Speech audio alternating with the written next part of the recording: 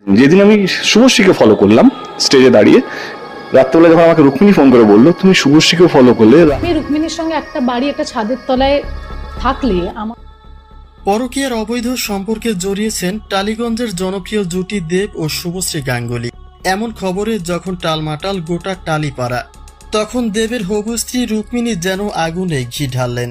তিনি দিলেন আরও কিছু চাঞ্চল্যকর তথ্য, যে বিষয়টি নিয়ে বিরক্ত তার হবু স্বামী দেব নিজেও। তবে একটা কথা আছে, সত্য তেতো হলেও মঙ্গলের। কিন্তু আমি কানেকশনটা আমিও জানতাম না।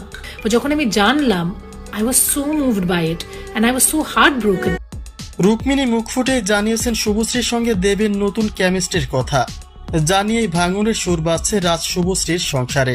এভাবে চলতে থাকলে যে কোনো সময় তাদের বিচ্ছেদের আশঙ্কাও উড়িয়ে দেওয়া যাচ্ছে না। স্টেজ পারফর্মের পর থেকে দেবকে সন্দেহের আওতায় আনেন রুক্মিণী, কেননা যে শুভশ্রীর সঙ্গে দেবের সব রকমের যোগাযোগ ও সম্পর্ক ছিন্ন হয়েছিল, সেই শুভশ্রীর সঙ্গে খুব আবেদনময়ী পারফর্ম করেছিলেন দেব, যে বিষয়টি অন্যান্য নায়িকা হলে সন্দেহের ছিল না।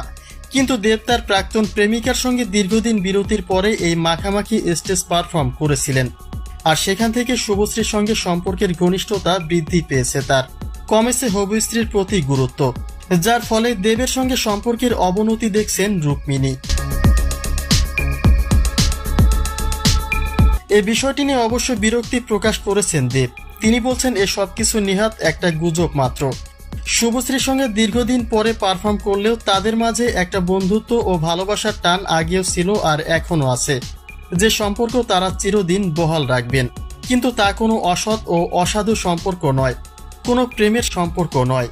কিন্তু সেটা নিয়ে যে বা যাদের আপত্তি রয়েছে তাদের কাছ থেকে দূরে থাকবেন দেব। অর্থাৎ শুভশ্রীকে নিয়ে রুক্মিণীর সঙ্গে তার অলরেডি সম্পর্কের টানাপোড়েন চলছে। যদিও রুক্মিণী আক্ষেপ প্রকাশ করেছেন যে একটা মেয়েকে বিয়ের আশ্বাস দিয়ে লিভিংয়ে থাকার পরে যদি বিয়েটাই না হয় তবে সেটা চরম ধোঁকাবাজি।